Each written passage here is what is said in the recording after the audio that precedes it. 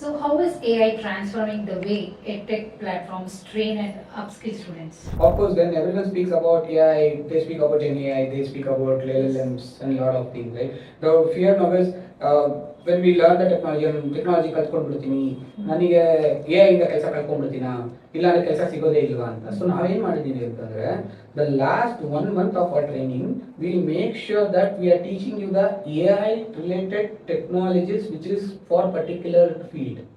For example ಈಗ data ಅನಾಲಿಸ್ಟ್ಗೆ ಅಂತ ಬಂದ್ರೆ ಡೇಟಾ ಅನಾಲಿಸ್ಟ್ ಬೇಕಾಗಿರುವಂತ ಎ ಐ ಏನಿದೆ ಅದನ್ನ ಅಂತಾನೆ ನಾವು ಹೇಳ್ಕೊಡ್ತಾ ಇದೀವಿ. ಫುಲ್ ಸ್ಟ್ಯಾಕ್ ಬಂದ್ರೆ ಎ ಐ ಫುಲ್ ಸ್ಟ್ಯಾಕ್ ಏನ್ ಯೂಸ್ ಆಗ್ತಾ ಇದೆ as a fresher or an experience ನೀವು ಏನ್ ಕಲ್ತ್ಕೋಬೇಕು ಎ ಐ ಅಂತ ಹೇಳ್ಕೊಡ್ತಾ ಇದೀವಿ.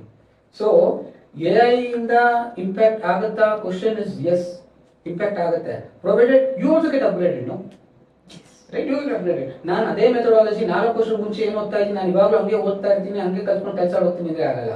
ಅದನ್ನು ಕಲ್ತ್ಕೊಂಡು ಎ ಐನು ಕಲ್ತ್ಕೊಂಡ್ರೆ there is a high chance for you to get the placements.